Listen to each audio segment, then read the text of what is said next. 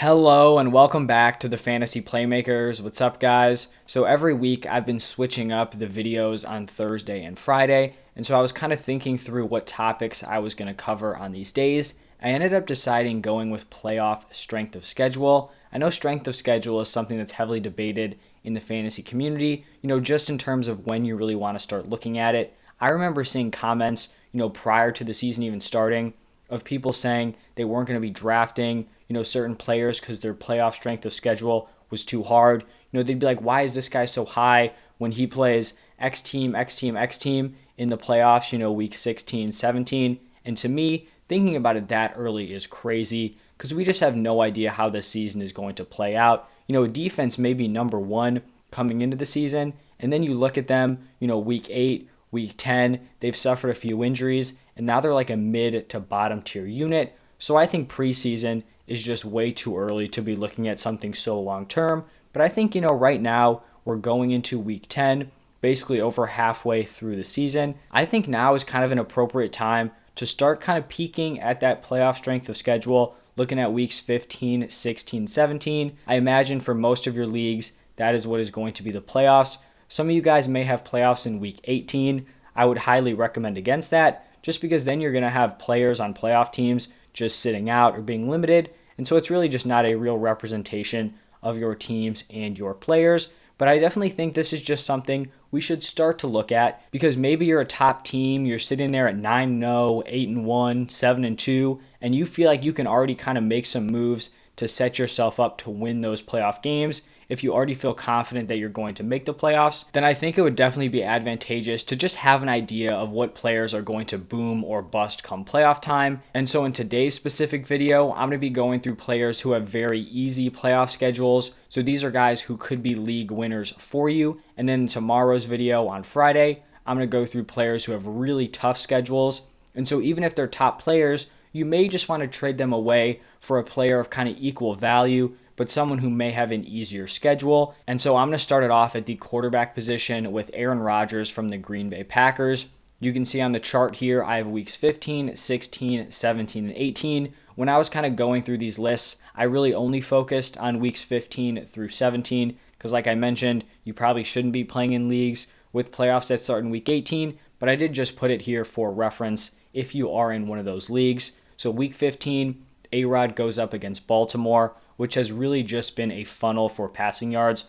Oh, and I actually forgot to mention that when I'm calculating these numbers, I was using fftoday.com, and then I was using the points against on defense in the last 5 weeks. So, you can do last 3 weeks, last 5 weeks, or you can do entire season. I think 3 weeks is too small of a sample size because, you have one huge game against your defense, and then the numbers are totally skewed. You don't really want to do entire season because, is a defense's performance in week 1 or 2 or 3 really representative of what they are now? I don't think so. So I just went with a 5-game sample size. And so Baltimore ranks 5th in points allowed. That means they give up the 5th most points to the quarterback position. So that is a great matchup. Then in week 16, you've got the Cleveland Browns giving up the 6th most points.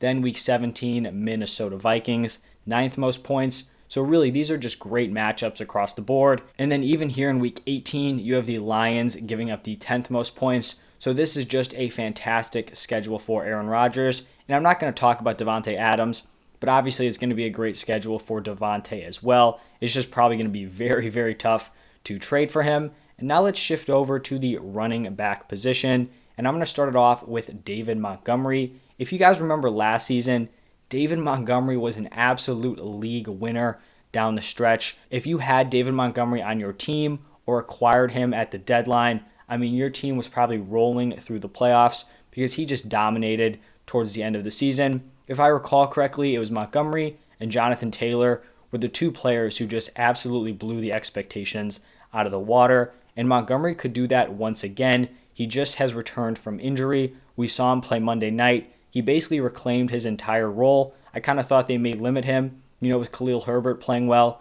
That's not what happened. Montgomery is still going to be the workhorse in this offense. And when you look at his playoff schedule, week 15 against Minnesota, they're the 16th ranked team in points allowed to running backs. So, a pretty average matchup. When I'm looking at strength of schedule, I don't want, a ton of variance. So a player may have two really solid matchups, but if they have one brutal one against a top tier defense, it's kind of something I want to avoid because you have to make it through all three of those games. So if one of your top players busts, you may not even be able to make it to the next round. So I like to have that consistency. So Minnesota, 16th in points allowed. Then you have Seattle Seahawks in week 16, 9th in points allowed to the running back position. And then the Giants at 6th. And then if you want to get into week 18, they play Minnesota again. So another just pretty average matchup. But so the worst matchup here is a middle tier run defense. And then you have two of the top 10 defenses giving up the most points to the running back position. So a really nice schedule here for David Montgomery. Another running back is going to be James Robinson, who in week 15 faces off against the Texans, who have given up the 10th most points to the running back position. Then a great matchup against the New York Jets, who are actually first in points allowed to the running back position. A lot of that is just due to them being down very early in games, so teams are just able to run it on them to kind of run down the clock. And then their championship matchup, this would be week 17, isn't fantastic. It's the Patriots, who are ranked 14th, but you've got a really nice, easy schedule in 15 and 16. And then the championship matchup is just okay, but you're really just trying to get to that actual championship, and James Robinson can definitely do that. Then if you do have a week 18 championship, not great for James Robinson facing off against the Colts, who are 26th in points allowed to the running back position. So if you are in one of those leagues, he may not be the best option. I talked about this next running back's quarterback already. It's Aaron Jones, and he also has a great matchup. The quarterbacks and the wide receivers for the Packers have good matchups, and so do the RBs. Week 15, they face off against Baltimore, 12th in points allowed to the running back position, so pretty solid. Then Cleveland, 8th in points allowed to the running back position, another nice matchup. And then you have Minnesota, who's just middle of the pack, 16th in terms of points allowed to the running back position. And then if you do happen to play in a week 18 championship, Aaron Jones may be your guy going up against Detroit, who give up the 5th most points to the running back position. So just a lot of solid to average matchups here for Aaron Jones. And now let's shift over to the last position I'm going to talk about, and that is the wide receivers. And it's just going to be the Miami Dolphins wide receivers, but most notably Jaylen Waddle. The kind of concern here is that Jaylen Waddle balls out when Devonta Parker is out of the lineup.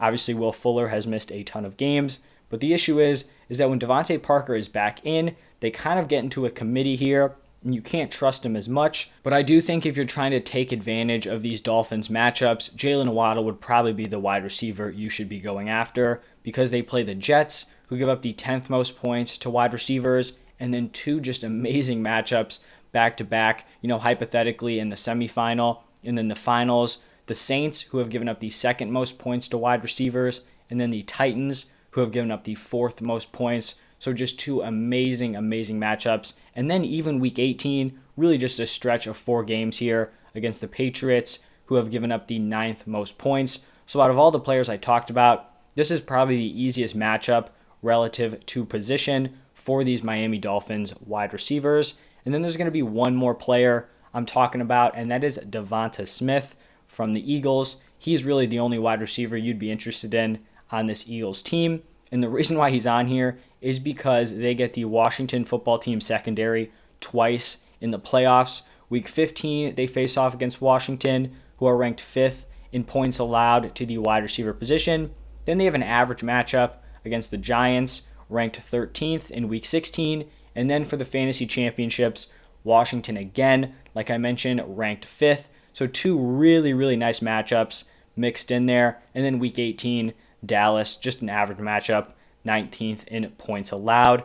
But so those are 6 players who have really nice playoff matchups. If you're in a position where you can start to acquire these people, I wouldn't drastically overpay because a lot of things could still shift. But, just something to keep in the back of your mind. It could be important and it could lead to you guys winning championships. You just want to be a little bit ahead of the curve, because if you're like 1 or 2 weeks away from the playoffs, people are going to know, who are these players with really juicy schedules. So if you can make moves just a few weeks before everyone kind of catches on, that's really when you're going to be able to capitalize.